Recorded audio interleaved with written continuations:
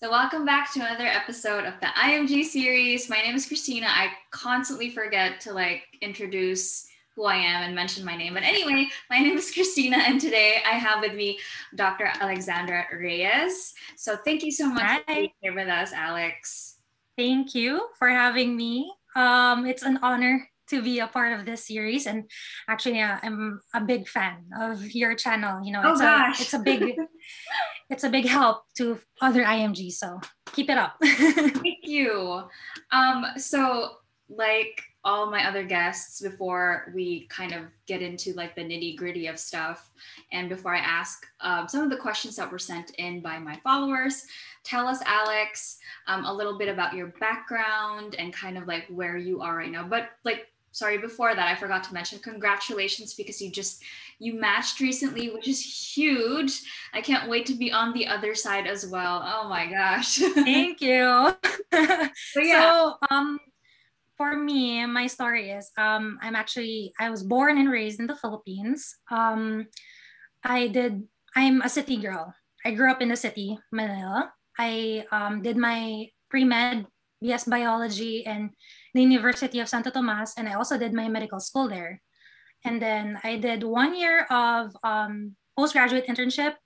2018, I did my local boards, the Philippine boards, passed, and then by the end of 2018, I started my USMLE journey.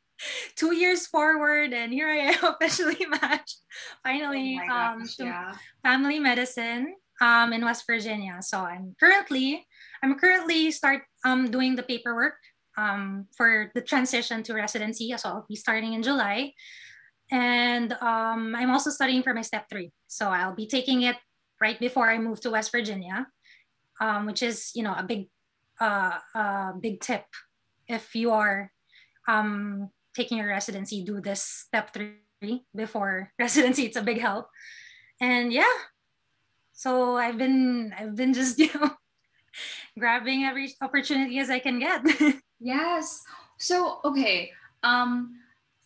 Before I forget, you mentioned, and I know this is kind of like me jumping the gun a little bit further into the interview, but so you said a big tip for residencies to kind of like have already taken step 3. Is that like what you're saying?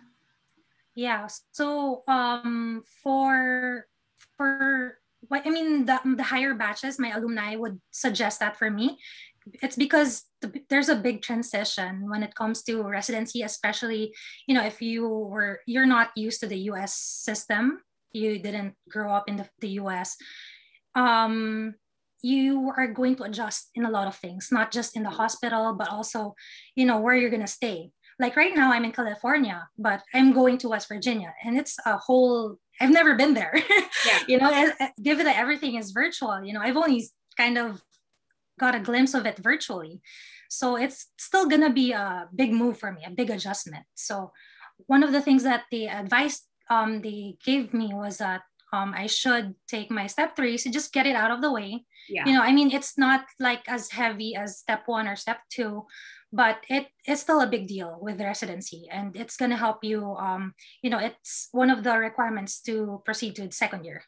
Right. And I think so. This is something that one of the things that Miguel and I talked about. I interviewed him several weeks back and he said something about, I forget, I think it was Miguel.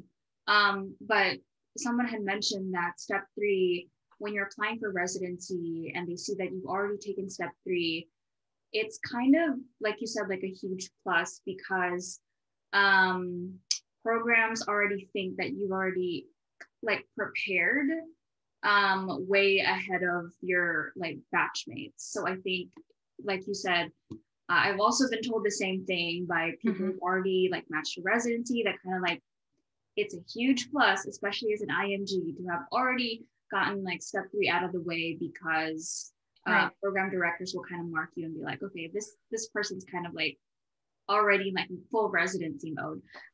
But sorry for kind of like It's true. I think like if, for example, if you have like low step 1, step 2 scores, Yeah.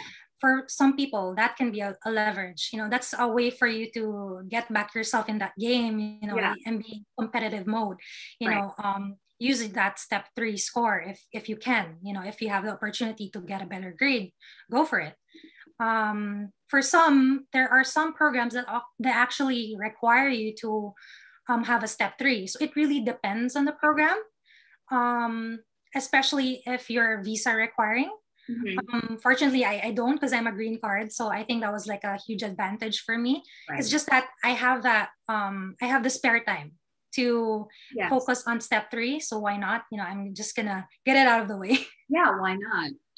And so this is always something I'm curious to know about fellow IMGs. Tell us, Alex, why you chose to pursue the USMLEs in the first place. Okay, so mine is well, besides the fact that I'm a green card, I've ever since I became a green card holder since 2014. That was when I was in the middle of medical school. So I think that was second year medical school. And ever since then, I've been coming in and out of the country just to get my passport stamped. And then, I decided to like finish my medical degree in the Philippines. Saves a lot of money. I don't have to repeat everything all over again. I can bypass all the loans. And then, so I've been coming in and out. And then whenever time I visit the US, I was able to really see the difference of how they manage their healthcare here. I think I've seen some of your videos.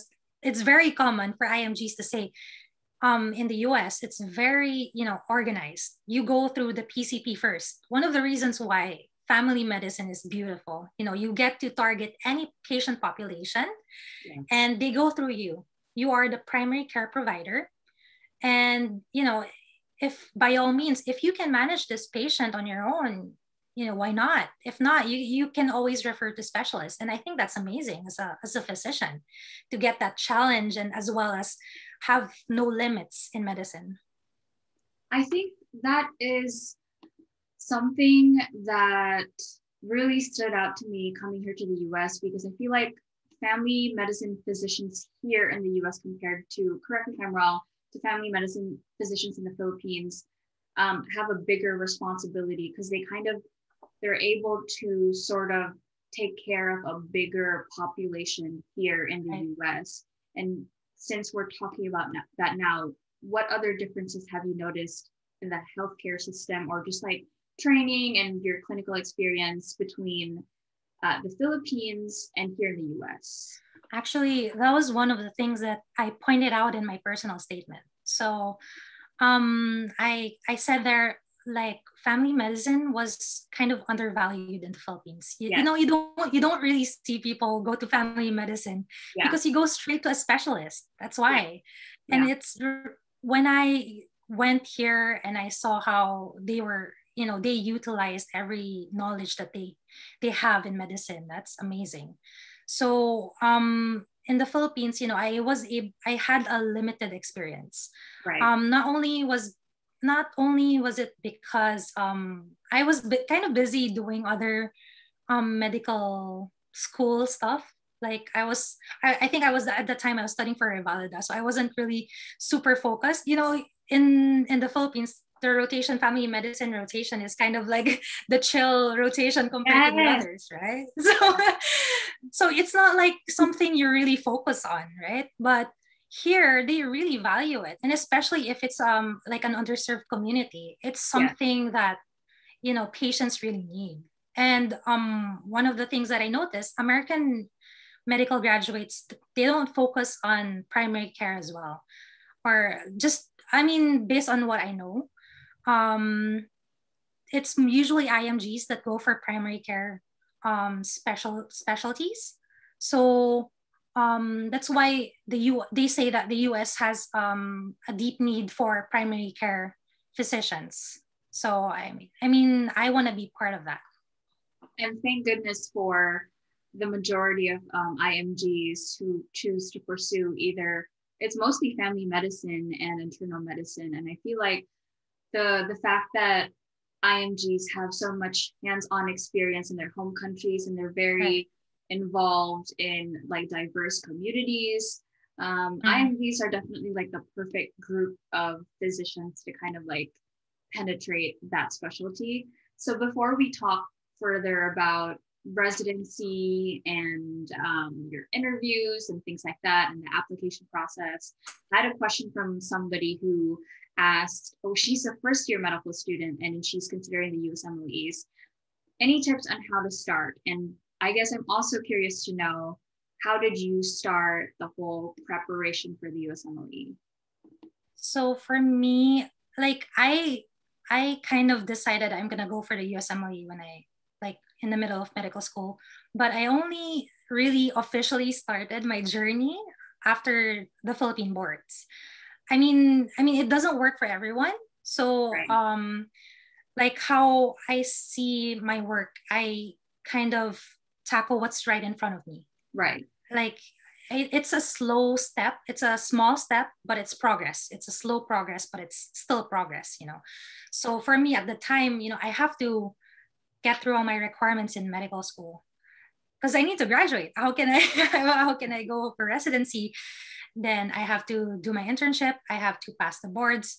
For me at the time, not like recently that they need the you would need the Philippine licensure as much as it is needed now.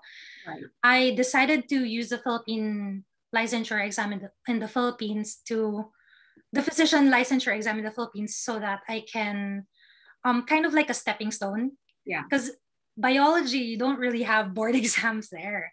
Yeah. So I don't know how to kind of manage my study habits when it comes to a board exam. So it was a good start for me. So I was like, you know, if I can pass the Philippine boards, you know, I feel like I'd be more confident pursuing the USMLE. So from then, you know, I did it. Um, I did the steps like accordingly, like step one, step two. You know, some people would do. I think if I'm not mistaken, you did it like you did the step two CS first, right? Yeah. So in my situation, I really wasn't planning on like officially staying here in the US prior to residency. I came here to the US to take step 2 CS on a tourist visa. And Oh, okay. I decided to kind of like see how things went. And so I met my now fiance. So obviously all that changed. And then I really wanted to get step 2 CS out of the way because you can't take step 2 CS, you know, in our home country. So Exactly. and I feel like people were saying it's the easiest thing to kind of prepare for and get out of the way. And then step 1 would take longer. So I wanted to at least check something, like tick off the box and be like, okay, I've at least done one step. Right. But yeah, so in your case, you did everything Yeah. chronologically. I did. So for me, like how I saw it, I wanted to focus on the hardest one first. Oh, So okay. it was like, I just want to get the hard part and, you know, Out of the way. Yeah. out of the way. And then, you know, at least from then on, if I finish the hardest one, everything is going to be smooth sailing. Yeah. And actually, looking back, it's true. I think in my whole journey, the step one is still the most rigorous exam for me. In terms of preparation for each exam, step one really took a toll on me. I originally planned 5 months to prepare for it, but you know, I took how many NVMEs. I was like, why am I not progressing here? Like, I was not confident taking my exam, so I decided to extend 3 months more. So I studied for it for like 8 months in total. And Yeah. I'm sure a lot of IMGs do more than that, Yes. more than a year, 2 years. Some people, you know, It's not really easy. it's not easy. It's not easy. I did my step 2 CS. I did 1 month of dedicated studying, a lot of practice with people. Right. It's really, you know, getting out of yourself, you know, putting yourself out there, meeting new people, practicing with them. And I mean, there's no more CS for now. I mean, it's officially suspended, so I don't think that's applicable now. But looking back, yeah, that one I think was the easiest, but it was difficult in a sense that in the Philippines, the practicals exams is different in the US. So as simple as the abbreviations, the abbreviations in the Philippines is different in the US. So I had to make sure I don't use the abbreviations I learned in the Philippines. So for my step 2 CS, I went through a review center because compared to the step 1 and step 2 CK, you know, it's a multiple choice exam. Yeah. You know, you can just choose a letter and go, at least you had an answer. Right. Here you have to from start to finish, you have to make sure you do everything. You have to maneuver your patient properly, type your notes properly. So I had to make sure I did it right. But every step 1, step 2 CK, I did kind of self-study. Step 2, I had a little help from the review center. Step 2 CK, I think took me that one was hard, but because that was the start of the pandemic. So I think about 3 months, actually. Initially I did 3 months, but it became like 5 because the testing center was still closed at the time. So it was really a matter of keeping yourself sane from all the studying because everything's on lockdown. Definitely. And I think it's also like a relief to know, Alex, that almost everybody I've talked to feels the same way about step 1 being such a pain in the butt when preparing for it, because it's like it, and I like how you said for you, you wanted to get, you know, the hardest part of the journey out of the way, and the PLE or the physician licensure exam in the Philippines was kind of like a warm up for you, right? Yeah, it was a great way to kind of like get your pace going, get that momentum, and like get in that study zone or that mindset. Right. So you were preparing for step 2 CK in the middle of a pandemic. Mm-hmm. I'm curious to know, and also because somebody had asked me to ask you, how did you do like US clinical experiences prior to residency, and like basically like how did you build your CV? So most of my observerships or externships, I think it goes to show for like almost the same as IMGs, you know, it's connection. I was a part of some Facebook groups that were able to connect me with doctors that are able to let me have a observership in their clinic. So I did mostly private. It was really hard, especially during the pandemic, to do, you know, university affiliated clinics. You get what you have. And especially at the time, you know, I had to kind of reschedule everything. I had to cancel some observerships because at the time I was stuck in the Philippines. Yeah. So, you know, they, especially that I was outside of the US, they didn't want anyone rotating in their clinic. So I was like panicking. I don't know how to get letters of recommendation, but eventually I was able to get things through. I did my step 2 CK in the Philippines, flew back to the US. So I'm originally in here in California. It was also a limiting factor that there are some clinics that they don't want someone outside of their own state. Right. So I had to look somewhere around California. So that was in itself a limit as well. So it's just really a matter of tapping the right people. And I was just grateful I was able to find someone after contacting so many people, relatives, even not relatives, just people who I know who might know someone. Right. Was able to offer me an observership, was able to help me build my CV eventually. And my latest US clinical experience, especially in family medicine, was during was right before my application, right before the application season started. And that was like a shining moment for me that I'm fully decided to go for family medicine, because the family medicine kind of business at the time, they were like catering to all the patients. One of my preceptor told me, you know, the specialists right now, the ortho, cardio, you don't really see there. Some of them are not really emergency cases. tackle more on the common illnesses, and who's going to take care of those common illnesses in the middle of a pandemic.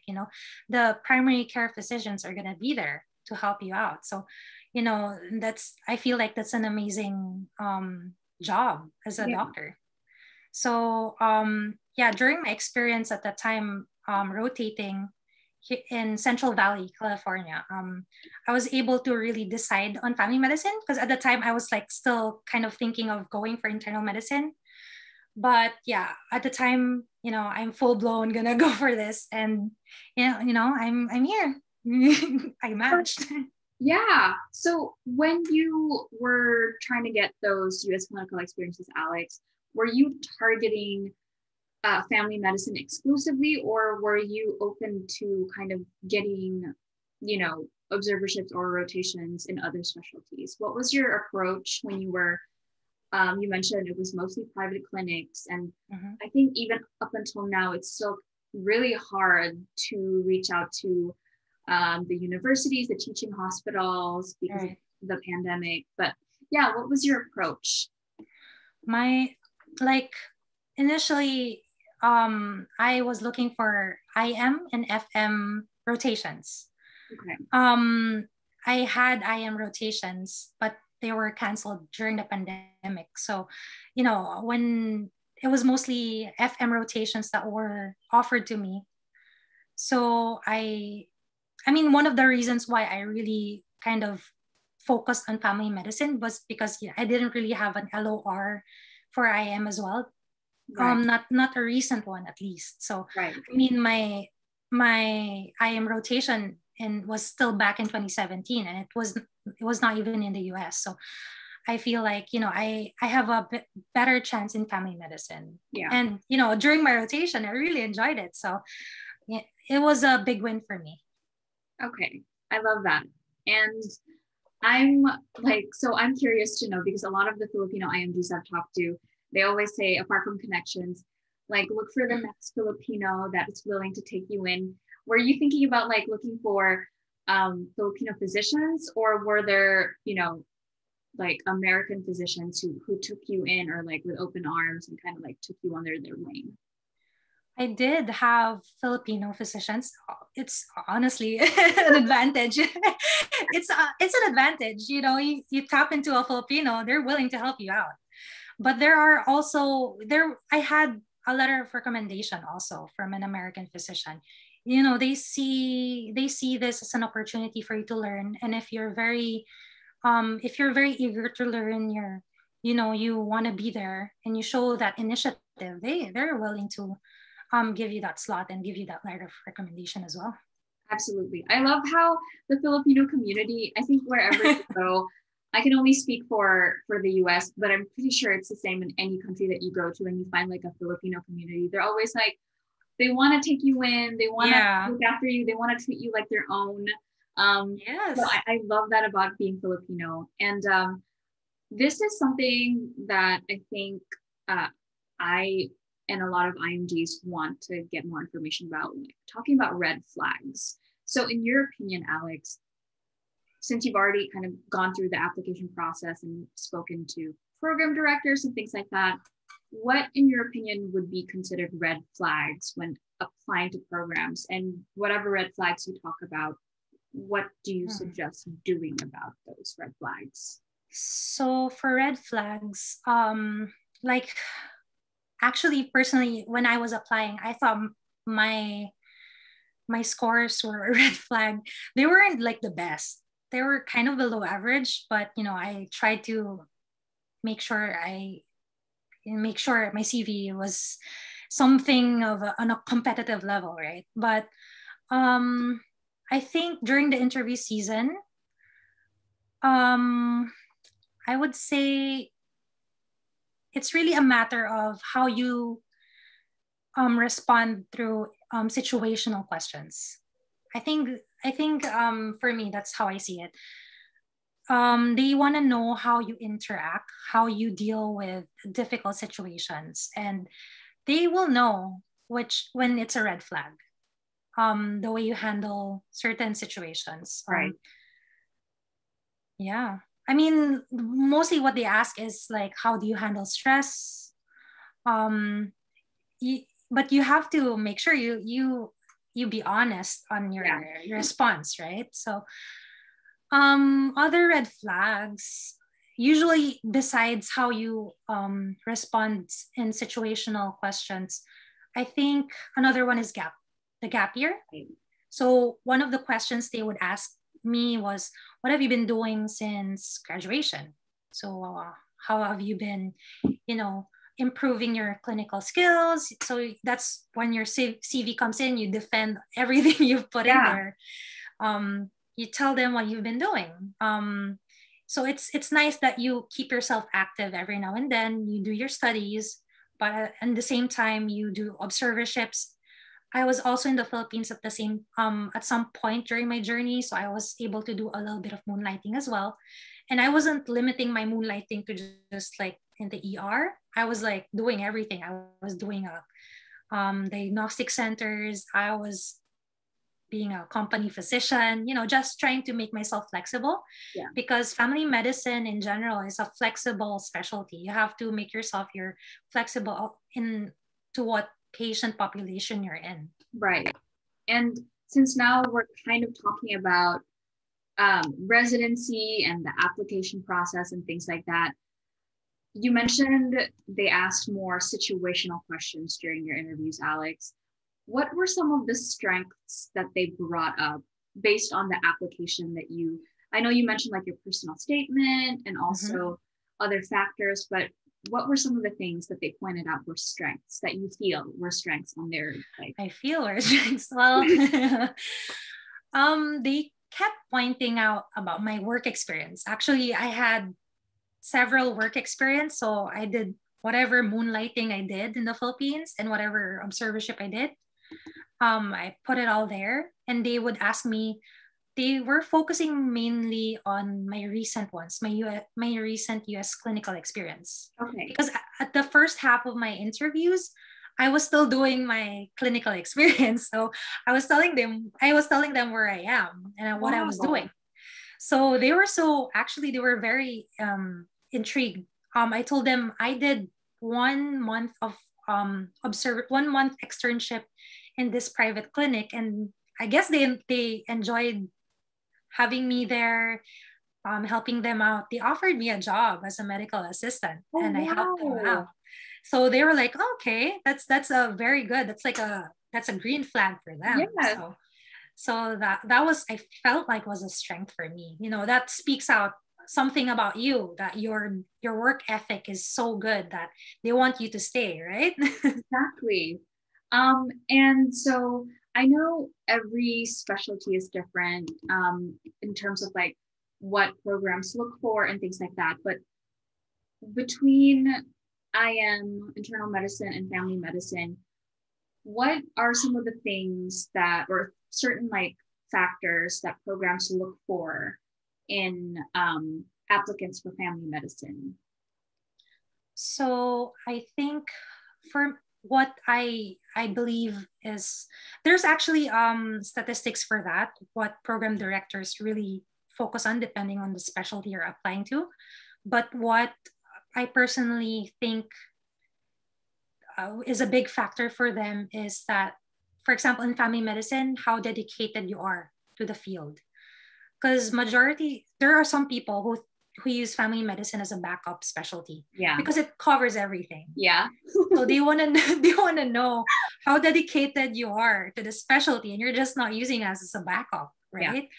So that was a big factor. And I think probably the second one is scores, but even at that, I've known people with low scores get into IM, and they worked it out well. They say there's this certain range, just certain cutoff depending on specialty, but once you get your foot in that door, the interview is a winning point for you. You can get in a slot even if you have a low score, actually. Well, so I think it's really for me, the number one is like the dedication to the specialty. So programs want to see your involvement in like the specialty, like the field exactly, like doing anything that sort of targets Right. or shows your interest in family medicine, for example. Yeah. The good thing about family medicine is that it's so broad that, Yeah. I mean, you don't need a letter of recommendation just only for family medicine. They can accept pediatrics, internal medicine, That's so awesome. OBGYN letters of recommendation. Although there are some programs that are strict too, so you have to check program per program. They will ask like you need a letter of recommendation from a family medicine physician in the US. So you just have to, do your research in that when you're undergoing the application season. Right. And so I am curious to know if like how, since we're talking about like interviews now and things like that, can you tell us how many applications you sent out or how many programs you applied to and how many interviews you got? Okay. So I initially applied to 150 programs, all family medicine. When the application season opened in October, because ours was 1 month late, right? Because of the pandemic. Right. So when it opened, I was kind of scared because I wasn't getting any invites. I applied to about 15 more. So I have 165 programs in total. Cost me about $4,000. Oh my gosh. I got 5 interviews. I did all 5 interviews, and they're all in different state. I got California, I got New York, I got West Virginia. I stuck with my West Virginia. So yeah. And so 5 interviews. That's incredible because I think IMGs always have to invest more money when it comes to the application process. Oh yeah. We need that one too. Yeah. One thing in particular when it comes to the virtual season, I think it's because everything was virtual. The travel expense was moved into all in the applying to the program. So there was a lot of hearsay that American graduates were applying to more programs than they usually do because they don't have to travel. Right. So the IMGs had to kind of step up their game and had to apply to even more. So actually, I feel like mine was kind of in a low range. 160 was kind of low for IMG. I knew people who would apply to like 200, 250. Oh my God. Even 400. I'm not kidding. 400. Like if you have the money to spare, sure. But I had a strict budget. So I stuck with like 165. So yeah, it's crazy. Do you think, Alex, that the more applications you submit or the more programs you apply to, the higher the chances of getting an interview and matching? I feel like it's like a, what do you call that? A hyperbolic curve. Like there's a saturation point. So I feel like the more you apply, there's a higher chance you get an interview invite, but there is a limit to that. Right. And alumni, higher batch would say about 200, before even 150 actually. It just got higher because of the virtual season. So if you reach beyond that, I feel like, I don't know, I feel like it's kind of a waste of money, especially for someone who doesn't have that much money to spare. I really chose all my hospitals. If my CV fits in that hospital, in that program, I'm gonna apply for it. But if like the cutoff score is way beyond mine, right, I'm not even gonna try. Yeah. I feel like I'm just gonna be wasting my time here. I'm wasting my money, wasting my time. So I focused really on those programs where I feel like I had a chance.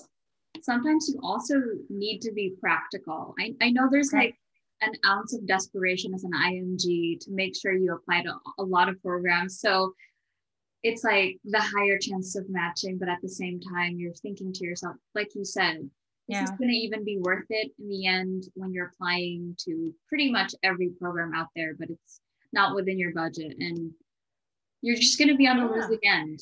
And in the end, like, as long as you get that one interview invite, you're in. You can get matched in that one. I think you interviewed Miguel. one of them. Yes. Miguel, right? Oh my gosh. If I were in his position, I would be brain racking. Just one interview invite. So I know. I mean, I know people who, I've heard stories in Reddit that they had like 10, 15 interviews, didn't match. Yes. There's Miguel who got one interview and matched. It's really a mix of luck, I guess. I know, it's such a gamble. A gamble. It's such a gamble. It's such a gamble because, and I now that I'm thinking about like Miguel, it's funny because I don't know if you watched his interview, but he had like this super high quality. I was actually amazed. I was like, where did he get exactly? Where did he get his stuff? Because for me, I was actually thinking about, should I buy a webcam? Should I buy a speaker? Because actually my boyfriend now husband actually enjoys streaming. So he had a lot of, he knew a lot about of those stuff, but he was in the Philippines. So I mean, I had someone to talk to with regards of the stuff that I need to make sure everything looks professional. Right. But when we did our test runs, he said like, it's fine. It's good. I mean, you look presentable. The only thing I invested on was a ring light, and it was only like less than $20. Yeah. Actually. He was telling me, and he's like my number one mentor as well. Okay. He was like, as long as you can present yourself properly, you answer their questions properly, and you're in. I mean, those things are just secondary stuff. So it's more of really practicing for the interviews. Yes. So now that I like this transition because you're talking about like practicing for the interviews and stuff like that. In the middle of a pandemic, especially when you're prepared for something that's virtual, and this is something so new, everyone's kind of like trying to figure out how to even this. How did you, Alex, prepare for apart from like your setup, like your questions and just preparing for the actual interview itself? Did you have a mentor at that time? Did you kind of just like practice on your own? What was your approach? For me, I was very grateful. I have a circle of friends. I have like 2 friends that I was constantly practicing with interviewing. So we would do this, Zoom meetings, just practice. Hey, I'm gonna have my interview on this date. So mind if we can just practice interview the day before? We would help each other out. And if they're not available, my husband was more than willing to help me out because I'm honestly an introvert. So I was like, I'm not very comfortable talking in front of the camera. But, you look so confident and sound so confident. So I don't buy I try. So it was really a lot of practice talking to people in the camera. And at the time, my husband was in the Philippines. So I was just, and since we're in a long distance relationship, we're always in the camera. So we would like take a moment of like just set things aside. I was like, hey, I have an interview.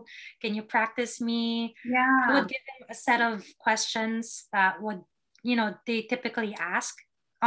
If you need those questions, there are so many. I mean, I can personally give people, if they need one, they can always reach out to me. There are like a set of interview questions from higher batches that we just pass down. And I went through some workshop, free workshop, and I think it was hosted by UE. They had a workshop for in the interview season. So that was also very helpful for me. And I'm so grateful because I'm from UST and they still took me in. So, Filipino is Filipino, they will help you out, right? Yeah. So that was a big help for me because they were consultants, they were attendings, they knew how the whole thing goes. So I had a lot of good advice from them. Like for one, those typical advice that you put something on your background. Yes. Yeah. You put something on your background and that's your icebreaker or something. But my problem is I kept moving around. It's not the place I'm staying is not really a place it's not Oh. really my room. Like right now, this is my mom's room. I'm sharing with her. So it's like I really don't have anything to show in my background. So they told me, okay, just a plain white background is safe, something like that. And there was a time when I was renting a room in Central Valley when I was doing my observership. One of the attendings told me, "Oh, don't show your bed. That's kind of Right. informal. Right. So Right. like don't put your bed in the background. Just put something a little bit more plain. It's just simple and the simple tips like don't put your camera against the light. Those kind of things. Buy a ring light. Buy a ring light. For great lighting. I'm trying to look at so you mentioned the group, the UE group. I know, so I interviewed Robin a few weeks ago, and he was also talking to me about how he rented a space in Manila during the virtual interviews because he wanted to make sure that his virtual interviews went well. And you mentioned something about the background. He specifically put, I think, a flute in the background, and like you said, it's such an icebreaker. So program directors asked him like, "Hey, do you play the flute?" And they actually asked him to play, because you never know, it could just be like some prop and you actually don't know how to play the guitar or the violin. Yeah, that actually happens. That's very common. I've heard stories. It's just that for me, I kept using a plain background. So a lot of people were investing on a lot of things. I was just trying to be as resourceful. Yeah. I was kind of stingy, maybe, I guess. Yeah. I was investing more on how I would present myself to people. Right. The quality of the interview and things. Yeah, the quality of the interview itself, not the I have to be audible at least, you know. And there was a point where I didn't even have, like right now, I only have like a folding table. I don't even have a study table. Before I only used a nightstand for my laptop. Wow. And I was piling up my books and I was like, okay, I hope this is stable enough. But the interview is just 1-2 hours. And I just have to make the most of what I have. And there was even one interview, there are instances where you really can't control the weather. Or there was a time, since I'm in California, the latter half of my interview, I was doing it in California here in Orange County. And I was almost about to evacuate. Like I was kind of scared because the day before my fourth interview, I think, or third interview, the people in the house told me that, oh, we might evacuate. And I'm like, oh my gosh, I don't know I'm gonna interview like this. So I'm like, because it's not like you can stay. They will go house to house and they will make sure everyone is out of the vicinity. Right. And they just gave us a heads up. So thankfully, we didn't have to evacuate during my interview that day. But I was still very kind of cautious with my internet connection because it was really bad at the time. So I was telling them, I hope you can hear me properly because, there's an ongoing like wildfire, forest fire in my area. So I hope you can bear with me. So yeah, they've been more than, open to just like check out if I'm okay. Yeah. That's their primary concern. Like, are you okay? Just make sure you're okay. Yeah, I think also the virtual interview season is also a way to see how considerate and compassionate it's not just a way for program directors to see if they will want you. It's also an opportunity for applicants to see, are you going to be okay with these people, like working with these people in the next few years? How are they responding to your current situation? Like, I know with Robin, for example, he was there was an earthquake during his interview with Yeah. Willa. And so, they were also concerned about his safety, but it's also a great way to kind of gauge how are these program directors or interviewers going to react to your situation, something that you really can't control. Are they going to be considerate? Are they going to be open-minded? Are they going to be able to kind of adjust to your situation? Things like that. Right. Because I think we forget to also look for red flags when we're interviewing Right. when we're being interviewed, because we obviously we want that spot as a resident, but at the same time you also have to consider, are you going to want to work with these people for X Exactly. number of years? Like, do they really care for your well-being? Exactly. Number one. Yeah, that's a huge factor. So I'm a huge sucker for stories about like struggles and kind of like bouncing back from that, Alex. And I'm curious to know, because somebody had also asked this, Bianca Berlin is her name. She asked, did you experience, or what challenges or failures did you experience throughout this whole journey, and how did you overcome them? I think um I think my biggest challenge, again, step one.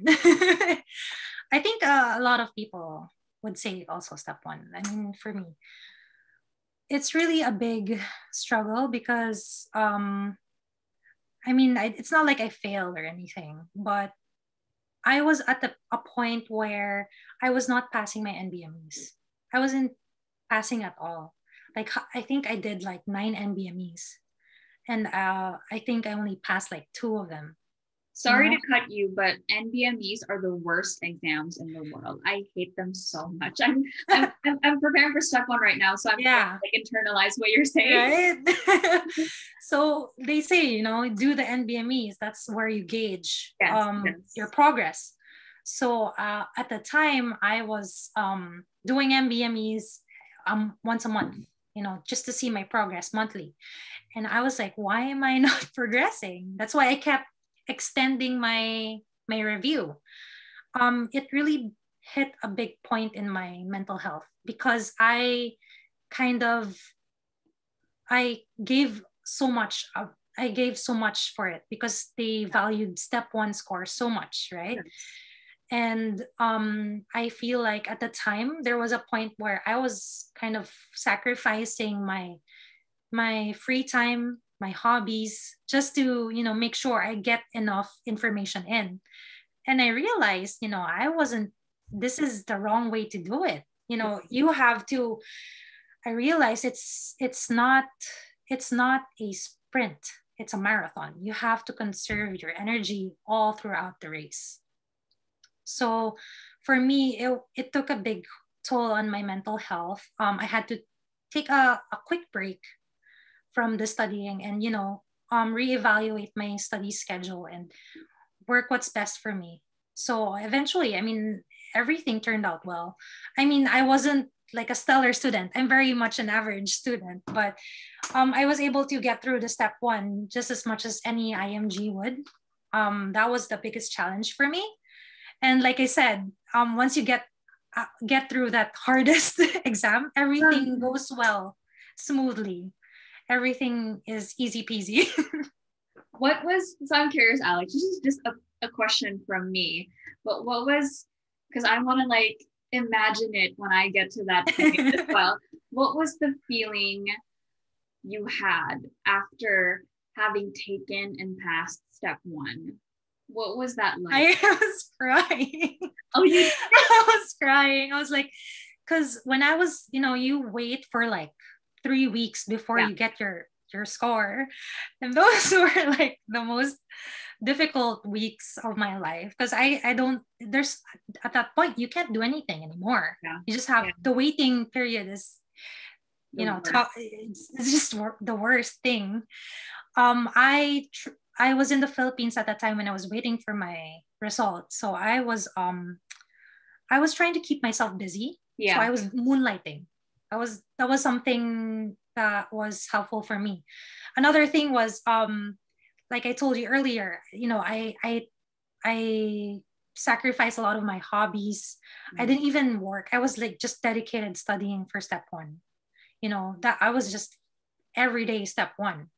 So um it was kind of hard for me also at the time because I just passed my um Philippine boards and I wasn't even able to do moonlighting. I wasn't even able to enjoy my license. Yeah. So after my step one, I used like a few months, like 3 months. I made the most out of my Philippine licensure exam. So I moonlighted anywhere I can get my hands on. And just to get me by, just to get me until I got my score. I mean, for me, it might be different for other people, but my score compared to my last mock exam was like 20 points higher. Wow. 20 points higher. So I was like, okay, I feel like it's just all test anxiety, to be honest. Don't we all have test anxiety though? So, like, there's a difference between kind of giving yourself a break and procrastinating. So, Yes. you have to give ample time to study for this exam, but you have to know, like, you have to make sure you put enough effort on this every day, but don't procrastinate, of course. Yeah. That's totally something different. Yeah. And so I like some questions, some like two more questions left that I really want to know your answers to, Alex. If you could go back in time, or if you could tell your younger self XYZ, what are the things that you would tell your younger self, or what are the things that you would do differently? Knowing myself, ever since I decided this journey, I wanted to make sure I would have no regrets when I would make my choice. I think at most I did everything that I could up to until now. At Probably the only thing I would change would be giving myself a break, because I've been too focused. Like it's a potential for a burnout. Yeah. You have to give yourself some time to take a break, I agree. take a step back and reevaluate how you're gonna manage your studies. So I think that's mostly it. Just giving enough time to have self-care. I agree. And so lastly, what's some advice, even though you've already given all of us so much advice, what's advice that you would give to IMGs or medical students who want to pursue the USMLEs? So for mine, it's really life lessons, right? So for number one, I would say take initiative. Take initiative, do that extra step to do your research. Because this journey is not going to present itself like, okay, someone's going to help you. I mean, there will be people there who will help you, but you have to do majority of the work, because you have to be independent. That's what they want as a doctor. You have to do your research. You have to know, because everyone has their own path. Like, are you visa requiring? Are you non-visa requiring? Each person needs to know what they have to do to obtain their end goal, Right. and know their timeline. So it's really a matter of taking that initiative. Number two is, I think, again, I would personally say this to myself all the time in medical school: rest if you must, but don't quit. There will be. I love that. Yeah, that's my life motto ever since medical school. Beautiful. So rest if you must, but don't quit. So there will always be low days, low moments during the journey, but it's okay to rest. Just don't quit. And then lastly, especially for this one, for those probably who's already matched or already a resident, always learn to grow in humility. Like, you are in a position where you've had your diploma, you have your residency, you've matched. Learn how to pay it forward. Like, help others out. this journey, you can't do it by yourself. There will be people who've helped you to reach this end goal, and it's a matter of you, giving something in return, as well as, it's not all you. Because it kind of goes into your head that, okay, I'm a doctor, I'm Yeah. a resident, right? But you have to grow in humility and learn how to just step down, kneel down, and see where you are, and help others out with what you have. Yeah. I think that especially as IMGs who eventually achieve that license of becoming US physicians, it's very easy to forget where you came from and what Right. you've been through, and people who still haven't, who aren't where you are at the moment. So I love all of the things that you said. Everything was so beautifully um, narrated, Alex. And I'm so happy for you and where you are Thank right now, you. your career.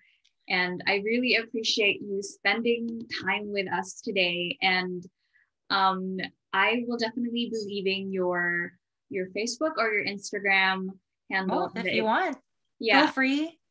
If anyone wants to reach out, I am willing to help out as much as I can. And if I don't have the resources that you need, I can always, find someone. It's always about connections. yeah, Just reach out. I if I'm not, replying to your message within the day, just wait for a few days. I might just be busy, but just really reach out. The worst is they don't reply, they say no, but right. you know I'm here willing to help other IMGs. You guys heard it from Alex. Okay, so she's take this opportunity, take advantage of this opportunity, because I know a lot of us, it takes a village to kind of get to where we want to be, especially as IMGs and as people who aren't from the US. You really need to, Right. like you said, put yourself out there, make friends, build rapport, and ask for help. This And is actually a great channel for that. So, like, I wish I had this during my journey. But looking back now, I mean, I at least right now I'm in this position where I can help out others. So yeah, yeah, this is amazing. So thank you for this. thank you so much, Alex. I appreciate it once again. And so that wraps up today's episode. This is the IMG series. I had Dr. Alexandra Reyes with me, and my name is Christina. I will see you guys in my next episode.